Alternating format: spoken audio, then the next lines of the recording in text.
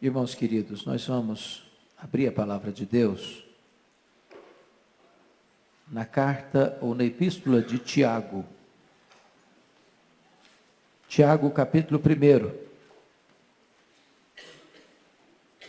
versos de 1 a 4. Tiago, capítulo 1, versos de 1 a 4.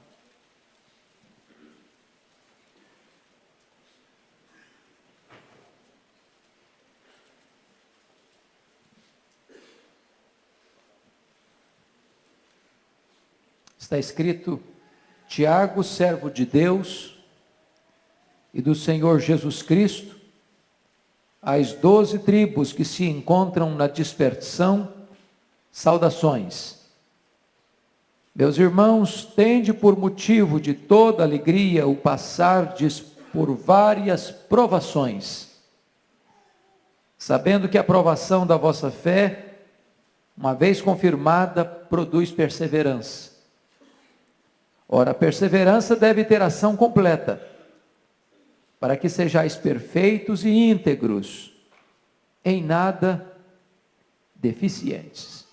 Eu quero pensar com vocês sobre o tema: como transformar provações em triunfo. Como transformar provações em triunfo. Eu gostaria de convidar a todos para nesta noite, iniciarmos a exposição desta carta. E o meu ardente desejo é que você que veio aqui, nesta primeira noite de exposição, faça um empenho redobrado, para você estar conosco nas outras noites de segundas-feiras, para nós darmos sequência ao estudo e ao exame desta carta. A carta a Tiago é o Provérbios do Novo Testamento. É a carta mais prática do Novo Testamento. É nos olhar no espelho e buscar respostas de Deus para as tensões, dilemas, conflitos, necessidades que nós vivemos hoje. Desta forma, eu estou absolutamente seguro de que juntos nós haveremos de aprender verdades muito preciosas, muito oportunas, muito urgentes, muito práticas para a nossa caminhada aqui nos nossos dias. Esta carta, ela trata basicamente de 3 verdades: crescimento, ou melhor, nascimento, crescimento e maturidade. Nós estamos falando de coisas espirituais. Você nasce espiritualmente, quando você nasce de novo, você cresce no conhecimento e na graça, então você se torna uma pessoa madura na fé. Esse é o projeto de Deus. E todo o livro, ou toda a carta, desenvolve organicamente esses 3 temas. E ele, de certa forma, resume isso de forma prática, lá no capítulo 1, versículo 26 até o 27, quando ele diz que essa maturidade, ela se revela no controle da língua, no cuidado dos necessitados e na pureza pessoal. Você quer saber se você é um crente maduro? Como é que você controla a sua língua? Você quer saber se você é um crente maduro? Que grau de envolvimento você tem para ajudar o seu próximo? Você quer saber se você é um crente maduro? Como é que anda o processo da sua santificação? Pois bem, queridos, levanta-se agora uma pergunta: quem é que escreveu essa carta? Porque está apenas dizendo Tiago, servo de Deus e do Senhor Jesus, mas a Bíblia fala de pelo menos mais 2 Tiagos. Qual deles foi o escritor dessa carta? Nós temos o Tiago, filho de Zebedeu, que era o irmão de João, um apóstolo, também apóstolo. Depois nós temos um outro Tiago apóstolo, filho de Alfeu. Depois temos um outro Tiago, que era o irmão de Jesus, filho de Maria. Vamos por exclusão. Essa carta não pode ter sido escrita por Tiago, apóstolo, filho de Zebedeu.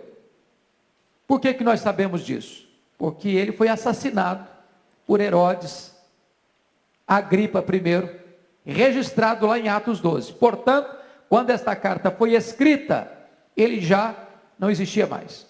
Já tinha sido assassinado. Portanto, não foi ele. Já eliminamos aqui este primeiro nome. Segundo nome que nós eliminamos é Tiago, filho de Alfeu, porque embora apóstolo, ele não teve, de certa forma, nenhuma projeção na igreja cristã. Foi um homem que foi levantado por Deus para ser apóstolo, mas nós não temos nenhuma informação do seu ministério, da realização que ele teve junto à igreja cristã no primeiro século. Resta-nos, portanto, o terceiro Tiago, irmão de Jesus. E a conclusão óbvia que chegamos é que este Tiago era o Tiago irmão de Jesus. E, claro, nós podemos inferir aqui algumas coisas. Primeiro, você sabe que esse Tiago, com os outros irmãos dele, não acreditavam em Jesus. Eles só foram acreditar em Jesus depois que Jesus ressuscitou. Ele era um incrédulo. Porém, logo depois que ele é convertido, ele vai se tornar uma pessoa muito importante na igreja de Jerusalém, sobretudo. Primeiro porque você vai ver ele sendo contemplado por Jesus, quando Jesus ressuscita dentre os mortos, está lá em 1 Coríntios 15, uma pessoa particular para quem Jesus se revela depois de ressurreto, é para ele. Depois você vai chegar à conclusão de que ele estava presente, lá no cenáculo, quando o Pentecoste aconteceu. Logo em seguida você vai ver Gálatas 2,9, Paulo se referindo a ele, Pedro e João, como coluna da igreja de Jerusalém, como líder da igreja de Jerusalém. Você pode perceber ainda que Paulo viu Tiago em sua última viagem a Jerusalém. Quando Pedro saiu da prisão, máxima de Herodes Agripa I, quando Tiago, apóstolo, foi assassinado e Pedro estava programado para sê-lo, mas por intervenção angelical, ele sai dessa prisão. Logo que Pedro sai da prisão, ele manda um recado, que avisasse a Tiago, que ele já estava solto. Em outras palavras, Tiago era alguém que tinha uma liderança na igreja de Jerusalém. Tanto é fato que Atos 15, quando o primeiro concílio geral da igreja é reunido em Jerusalém, para tratar da questão da judaização da igreja, o perigo da judaização da igreja, quem é o presidente daquele concílio é Tiago. Pois bem, quando Judas escreve a sua carta, a sua epístola, esse Judas é irmão de Tiago, irmão de Jesus. E Judas se apresenta apenas assim, Judas, irmão de Tiago. Ele era alguém realmente de muita projeção. O que aconteceu com esse Tiago? Vocês lendo a carta, e talvez um bom exercício para vocês, viu, irmãos? Dá uma olhadinha na carta de Tiago, são 5 capítulos só, 20 minutos vocês leem. Vai ser maravilhoso vocês virem para cá nas segundas-feiras, depois de uma boa lida nessa carta. Tiago teve um problema muito sério, ele atacou de forma muito contundente a aristocracia, os ricos de Jerusalém, sobretudo a classe sacerdotal que dominava o templo e explorava o templo como praça de negócio. Quando os adoradores vinham das mais diversas regiões do mundo, eles exigiam que, para comprar os animais para o sacrifício, na praça do templo, tinham que fazer a troca da moeda. E ao fazer a troca da moeda, eles exigiam exorbitantes taxas nessa transação. Desta maneira, eles usavam o templo como uma praça de negócio, e Jesus Cristo chamou aquele negócio lá de covil de ladrões.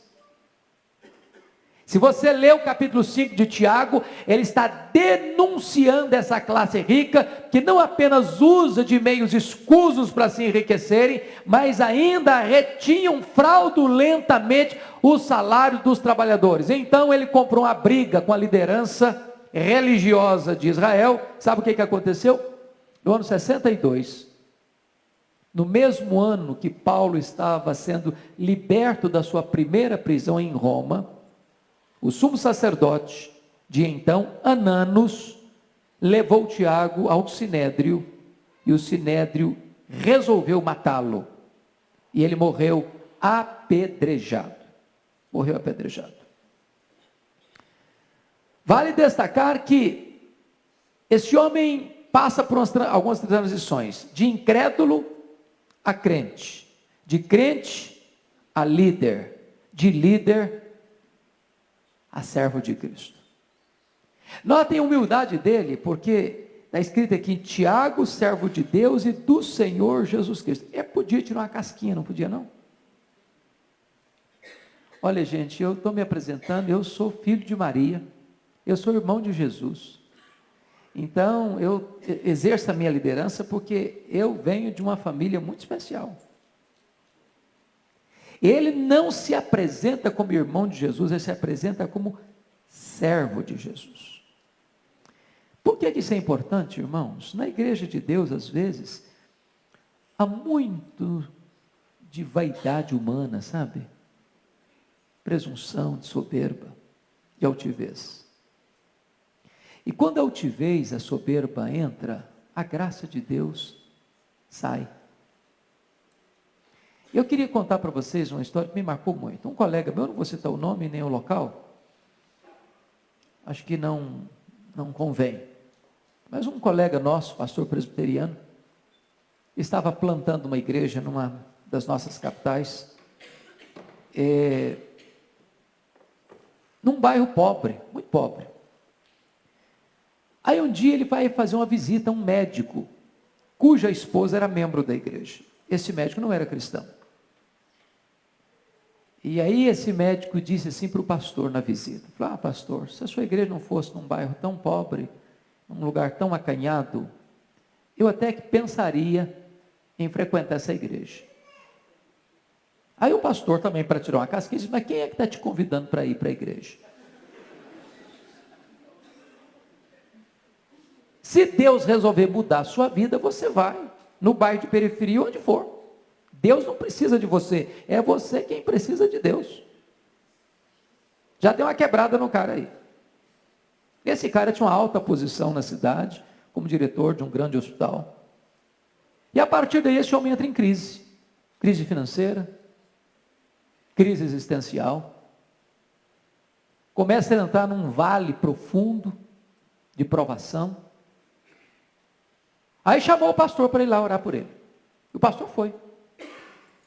E o pastor então resolve confrontá-lo mais uma vez. Disse, meu irmão, sabe qual é o seu problema? Orgulho. Enquanto você não descer do pedestal do orgulho, você está fechando a porta da graça de Deus sobre a sua própria vida.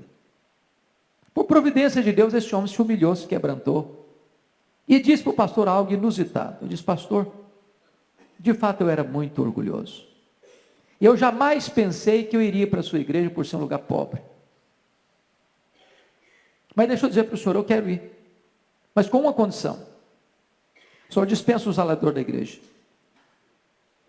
E eu vou lavar os banheiros da igreja. 6 meses. Eu vou lavar os banheiros da igreja. Esse papel é meu. Esse papel é meu. E lá foi o diretor do hospital. Ser o zelador da igreja. Lavar os banheiros da igreja. E o pastor deixou. Esse homem foi restaurado por Deus. Esse homem foi guindado novamente à sua posição de liderança. Logo depois de um tempo, esse homem foi eleito presbítero da igreja. E um dos maiores colaboradores daquela igreja, que mais tarde foi para uma grande igreja, um dos maiores templos presbiterianos que nós temos hoje no Brasil. Para Deus usar um homem, usar uma mulher, é preciso descer do pedestal. E Tiago está nos ensinando essa lição. Então, eu gostaria de olhar com você esse texto e ver aqui algumas lições oportunas para nós. Transformados em povo especial, mas não em um povo isento de aflições. Veja comigo o verso 1. Vamos ler de novo? Vamos? Tiago, servo de Deus e do Senhor Jesus Cristo, às 12 tribos que se encontram na dispersão, saudações. Essas 12 tribos, certamente eram os crentes de origem judaica, convertidos a Cristo. Muito provavelmente convertidos até naquele momento do Pentecostes. Vocês se lembram em Atos 2, que havia gente de todo tipo de nação lá. E Pedro prega. E as pessoas são convertidas. E logo em seguida você vai perceber que a igreja de Jerusalém vai se expandindo, vai crescendo. E lá no capítulo 7, Estevão apedrejado, e uma onda de perseguição atinge a igreja. Sabe o que está escrito lá? Todos foram dispersos, exceto os apóstolos. E todos os que foram dispersos foram pregando o evangelho. É muito provável que essas 12 tribos da dispersão, que foram dispersas, eram esses crentes que, morando em Jerusalém, convertidos a Cristo a partir do Pentecostes, agora foram arrancadas da sua cidade, perderam suas terras, perderam suas casas, perderam o seu trabalho, perderam suas raízes, e estão agora numa diáspora, numa dispersão, debaixo de uma grande e intensa perseguição. Notem isso. Eles são crentes, mas são perseguidos. Eles são crentes, mas eles estão dispersos. Eles são crentes, mas eles tiveram seus bens saqueados. Eles são crentes, mas são pobres. E muitos deles, conforme o capítulo 5, oprimidos pelos ricos da época. Eles são crentes, mas ficavam enfermos. Está alguém enfermo entre vós? Chama os presbíteros da igreja. Eles são crentes, mas eles estão sofrendo. Está alguém sofrendo? Faça oração. Eles são crentes, mas eles estão enfrentando adversidades na vida. O que Tiago está nos ensinando aqui? Desmistificando uma ideia errada, perigosa, que está ganhando muito espaço nos dias de hoje, alimentada pela chamada teologia da prosperidade, que se você é crente, você não vai ter tanta luta, você vai ter saúde, você vai ser rico, você vai ser próspero, você não vai ter aflição não. Deixa eu dizer uma coisa para você, é bem verdade que ser crente é ser próspero sim. Sabe por quê? Crente não gasta dinheiro em jogo, com cachaça, com farra, com prostituição, com aquilo que não tem proveito. Então o crente trabalha, usa o seu dinheiro com racionalidade e obviamente vai prosperar. Mas afirmar que o fato de você ser um crente, automaticamente você vai ser rico, a Bíblia nunca ensinou isso. E afirmar que prosperidade também é só riqueza, a Bíblia nunca ensinou isso. Porque há ricos pobres e pobres ricos. Há pobres cheios da graça de Deus e há ricos vivendo na miséria espiritual. Então Tiago está mostrando para você e para mim que o fato de você ser um crente verdadeiro, genuíno, não significa que você está isento incólume de enfrentar lutas, dores, aflições, enfermidades, sofrimento na caminhada da vida. Aliás, a Escritura é clara em nos dizer: no mundo tereis aflições. Paulo escreve: por meio de muitas tribulações, importa-nos entrar no reino de Deus. E Paulo ainda escreve: todo aquele que quiser viver em Cristo piedosamente, vai ser o quê? Perseguido. Então essa é a lição que Tiago está nos dando aqui. Mas a outra lição que eu quero chamar a sua atenção é a transformação das tribulações em triunfo. E aqui só o cristianismo entende isso. Você pode ler o verso 2 comigo? Vamos lá? Meus irmãos, tende por motivo de toda alegria passar por várias provações. Agora pense comigo. Um descrente lê isso, ele entende? Dá para entender? Tende por motivo de toda alegria o passardes por várias provações. Mas isso é um absurdo. É um paradoxo. Isso é uma contradição. Se você não olhar isso pelas lentes da fé, você não entende, Tiago. Não entende. Se você não entender que Deus tem um plano, está no controle e tem as rédeas da sua mão, da sua vida em suas poderosas mãos, você não aceita isso. Porque à luz de uma primeira leitura mais rasa ou mais superficial, parece-nos que Tiago está ensinando aqui um princípio filosófico chamado de quê? Masoquismo. Gostar de sofrer. E não é isso que ele está ensinando. Então vamos ver o que é que ele está ensinando. Vamos ver o que ele está ensinando. Primeiro, as provações são compatíveis com a fé cristã. Então, se você está sendo provado, não fica desesperado, não. Será que eu sou crente? Será que Deus me ama? Será que eu não tenho fé? Será que eu estou em pecado? O fato de você estar sendo provado é uma prova, inclusive, que você é um crente. Porque Deus prova. E as provações são compatíveis com a fé cristã.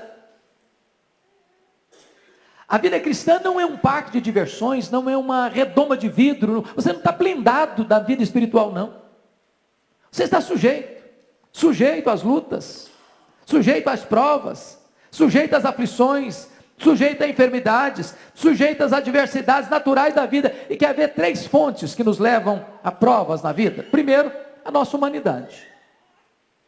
Se você e eu somos filhos de Adão, herdamos o pecado original, temos um corpo com a potencialidade de se corromper, de ficar doente, de ficar fraco, de ficar velho, de ficar cansado, de ficar enrugado, de ficar caquético.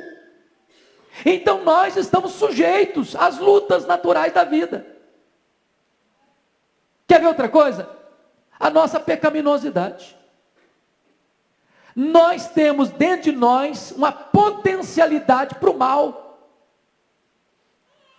E nós tropeçamos às vezes nas nossas palavras. Quantos problemas e aflições que nós atraímos para nós mesmos, que não foram provocadas nem pela circunstância, nem pelas pessoas, por nós mesmos. Nós criamos os nossos problemas, nós nos flagelamos com os nossos próprios erros. Nós atraímos sobre a nossa cabeça o nosso próprio sofrimento, por causa do nosso próprio pecado. Mais ainda, em terceiro lugar, nós às vezes sofremos por causa da nossa cristianidade. Ou seja, você como um cristão é perseguido e atacado por Satanás, pelo mundo, pela sua própria carne. Pelo fato simples de você ser um cristão, você já enfrenta luta na vida. Então as provações são compatíveis com a vida cristã. Segunda coisa que Tiago está nos ensinando, que as provações são o quê? Variadas. Veja de novo o verso 2. Meus irmãos, tende por motivo de toda alegria o passar-se por quê? Várias provações, várias provações. Note o aspecto plural, várias provações. E essa palavra várias na língua grega é uma das palavras mais bonitas da língua grega. É a palavra poikilos do grego. De onde vem a nossa palavra portuguesa policromático? De diversas cores. O que Tiago está ensinando para mim e para você hoje é o seguinte: na vida você tem diversas provações, diversos matizes de provações. Por exemplo, tem hora que a provação é leve, serena, tranquila. Eu diria para você que é um rosa claro, igual esmalte de noiva. Você passa batido. Quando você vê, já passou. Tem hora que a prova é mais dura um pouquinho, um rosa choque. Aí você geme. Aí você perde noite de sono. Aí você cai de joelhos. Tem hora que a provação é cinza. Você se angustia. Você pede ajuda. Você corre desesperado para Deus. Mas tem hora, meu amado, que a provação é tenebrosa. Tenebrosa. E você diz, meu Deus, como é que eu vou escapar? Como é que eu vou sair dessa? Será que eu vou sair vivo? Será que eu vou me recompor? Porque na hora que você está no miolo do problema e você olha para todo lado e não vê saída, você precisa viver pela fé, entendendo que Deus está no controle. Mas sabe o que é maravilhoso na Escritura? Que essa palavra poikilos aparece mais uma vez na Bíblia, só mais uma vez. Só mais uma vez. E sabe onde ela vai aparecer mais uma vez? Você pode abrir sua Bíblia aí em 1 Pedro 4,10. 1 de Pedro 4,10. Ela só aparece lá de novo, para nos ensinar algo maravilhoso.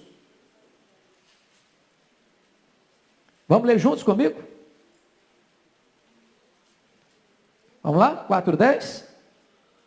Servir uns aos outros, cada um conforme o dom que recebeu, como bons despenseiros da multiforme graça de Deus. A palavra multiforme é a mesma palavra várias de Tiago 1,2.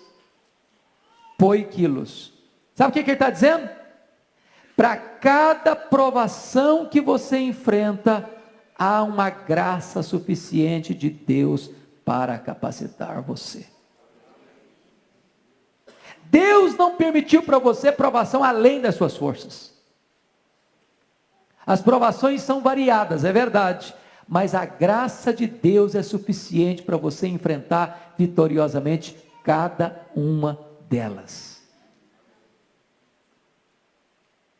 Mas aí vem uma terceira lição importante para nós. As provações, elas são, primeiro, compatíveis, segundo, elas são variadas, e terceiro lugar, elas são passageiras. Meus irmãos, tem por motivo de toda alegria o quê? O passardes por várias provações, não o ficardes, mas o passardes. Estão percebendo?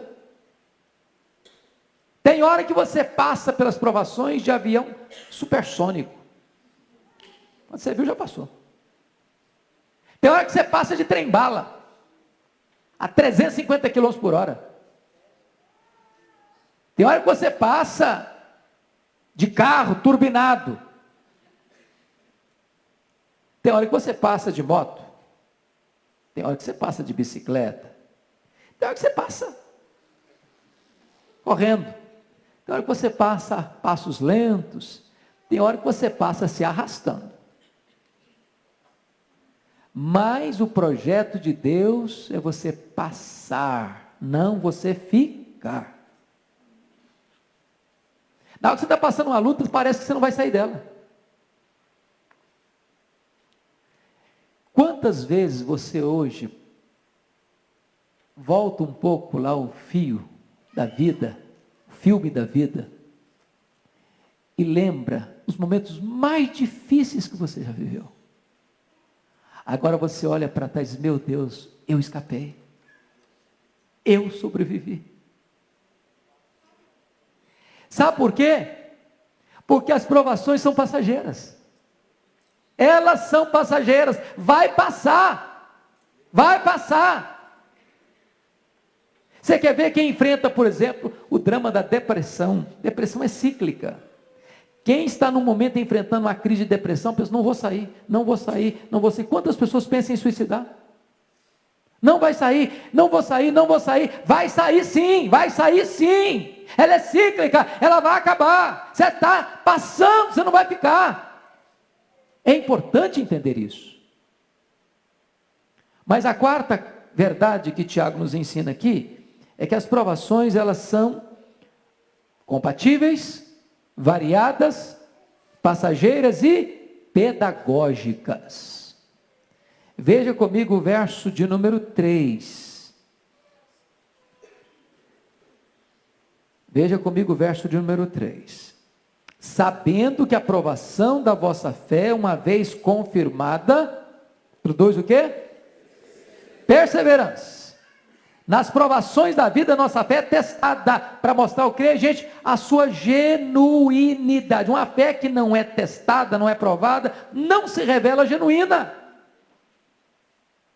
Para que você joga um metal no fogo? Para destruí-lo? Não, para purificá-lo. O que é que o fogo vai queimar? A escória. O que é que o fogo vai fazer? Tornar o metal mais puro, mais limpo, mais nobre. Então, quando Deus prova a gente, não é para nos destruir, é para nos fortalecer. Entender isso é vital, é absolutamente vital. Se você perceber, Deus chamou Abraão para viver pela fé. Aí Deus testou Abraão. Para quê? Para aumentar a sua fé. Note uma coisa, irmãos. Satanás nos tenta, Deus nos prova. Satanás quer tirar o pior de nós, Deus quer arrancar o melhor, que Ele mesmo faz em nossa vida.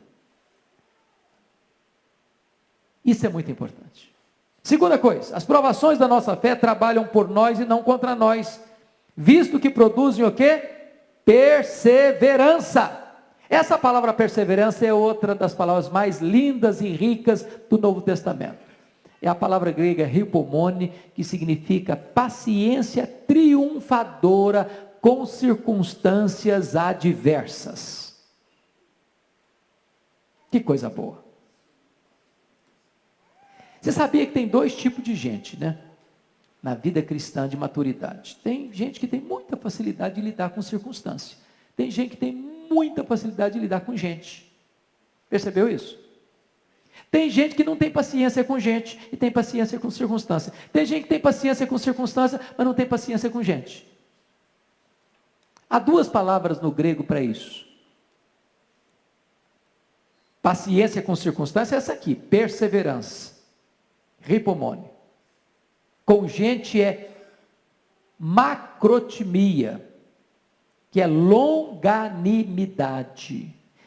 É aquela pessoa que tem um ânimo longo. Aí quando você pensa que já espichou o máximo o ânimo dele, ainda espicha mais um pouquinho ainda. Aí Jesus diz assim, andou a segunda milha. Você conhece gente que tem que andar a segunda milha com ele? Tem que ter paciência. Quando Deus prova a sua fé, Deus dá a você essa habilidade de ter essa paciência. Gente que não tem uma fé testada, não tem paciência. Lembra lá do Abraão? Antes dele ser provado e de ter experiências mais profundas com Deus, ele foi impaciente. Não, eu vou arrumar um bebê de proveta, porque Deus prometeu, mas não está cumprindo, vou arrumar um bebê de proveta. Arrumou Ismael. Lembra do Moisés, Não, eu acho que Deus vai libertar o povo, é comigo mesmo, é do meu jeito. Vai lá e matou o egípcio que estava batendo o cara lá, israelita. Não, ele vai ter que liberar desse jeito. Não tem paciência. Deus prova você para produzir em você um caráter perseverante, paciente. Paciente. E eu vou fazer uma pergunta: você é uma pessoa paciente? Como é que está o grau da sua paciência? Lá dentro da sua casa, você é assim, tranquilão?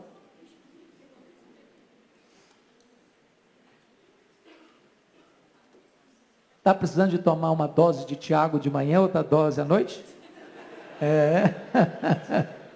Uma dose de Tiago de manhã, outra dose à noite, vai fazer um bem enorme para a sua alma. Vai fazer um bem para o seu casamento, para o seu relacionamento em casa. Tiago está tratando conosco das coisas básicas da vida. Agora notem vocês, e eu quero concluir já, é que a perseverança visa nos levar à maturidade. Olha, por favor, o versículo 4. Vamos juntos? O 4. Ora, a perseverança deve ter o quê? Ação completa, para que sejais perfeitos e íntegros, em nada deficientes. É claro que perfeito aqui não significa perfeito no sentido de não pecar mais, mas perfeitos no sentido de maturidade, porque nós só vamos parar de pecar no dia que Jesus voltar, pode ter certeza disso, só na glorificação. Mas o nosso caráter precisa ser íntegro. E aqui entra um texto que para mim é um dos mais lindos da Bíblia, que é Romanos capítulo 5, versos 3 a 5. Quando Paulo diz: e não apenas isso, mas nos gloriamos nas próprias tribulações, sabendo que a tribulação produz perseverança, e a perseverança, experiência, e a experiência, esperança. E a esperança não confunde, porque o amor de Deus é derramado no nosso coração pelo Espírito Santo que nos foi outorgado. Então, quando Deus permite para você uma tribulação, um peso em cima de você, é para dar a você essa paciência. Mas para que você precisa dessa paciência? Porque ela vai produzir em você uma coisa chamada de experiência. Sabe o que significa isso? Deus não quer que você tenha uma fé de segunda mão. Não basta você ser filho de um homem de Deus, de uma mulher de Deus. Não basta você frequentar uma igreja que leva Deus a sério. Deus quer que você pessoalmente tenha uma intensa, profunda e intransferível experiência com Ele. E quando você tem experiência com Deus, o que brota do seu coração é uma viva esperança. Uma esperança que não se confunde. Então, tudo isso não é para arrebentar com você, machucar você, mas é para produzir em você maturidade espiritual. Mas, finalmente, eu quero dizer para você que as provações certamente visam a glória de Deus. A glória de Deus. Temos alguns exemplos disso na Bíblia. Eu quero citar três. Pensa comigo naquele cego de nascença. Os discípulos perguntaram: mas Senhor, por que ele nasceu cego assim? Foi ele que pecou ou os pais dele que pecaram? Tem até hoje gente que fica fazendo esse tipo de cálculo na vida dos outros. Fulano está sofrendo, deve ter feito coisa errada, está pagando o pato agora. Eu acho que os pais dele viveram a vida muito errada no passado, tadinho, está sofrendo as consequências agora.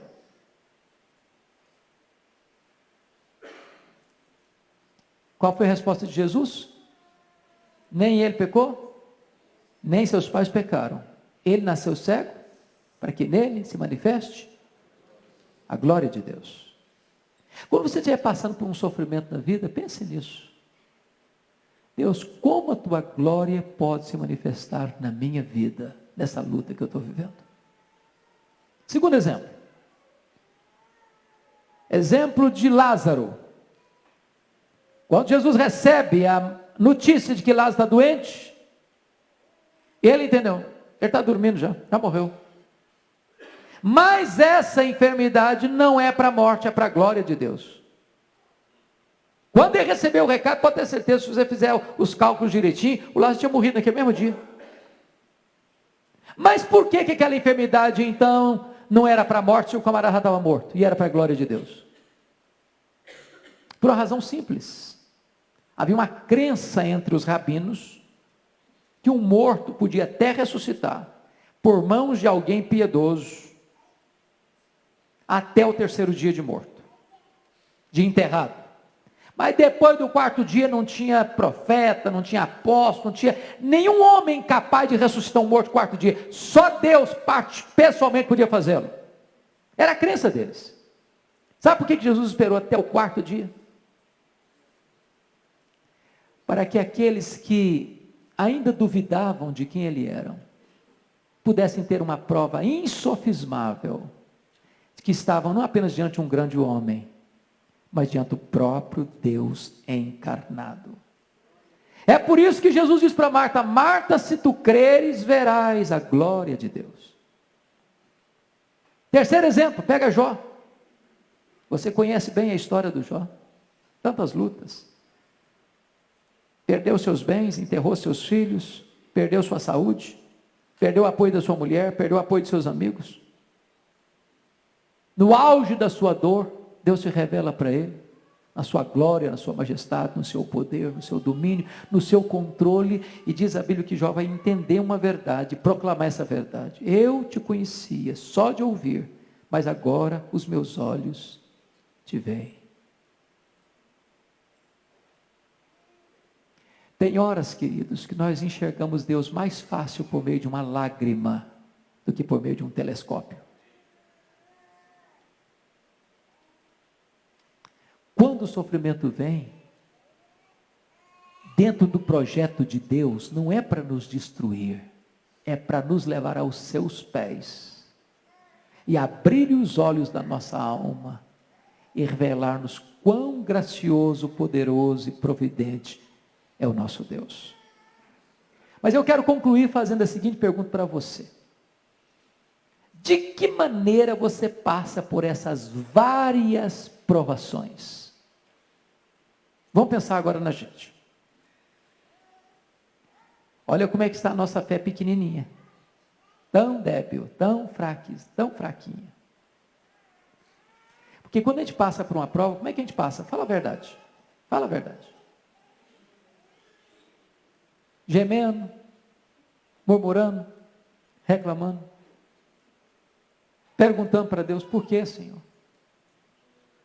Questionando Deus, impaciente com Deus. Até quando, Senhor?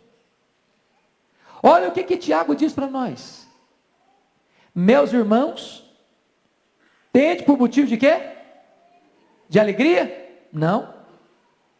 Tende por motivo de toda a alegria. Pensa numa alegria grande. Tende por motivo de toda a alegria o passardes por várias provações. Como é que você consegue isso? Só de duas formas. Primeiro, entendendo que Deus está no controle. Senão, você não consegue. Você não consegue. Segundo, entendendo que Deus concedeu a você o Espírito Santo, que capacita você, dá poder para você enfrentar essa crise, sabendo que o final é maturidade espiritual, perfeição e a glória de Deus. Irmãos queridos, Tiago está nos dando um antipasto, ele está nos dando um aperitivo, e ele está nos mostrando o que ele tem para nós nesta carta. Eu quero convidar você para vir segunda-feira que vem, para a gente continuar a história desse livro. Se você puder, venha, traz mais alguém com você. Deus tem algo muito precioso para o seu, para o meu, para o nosso coração. Deus nos ajude. Pastor Ivaldo.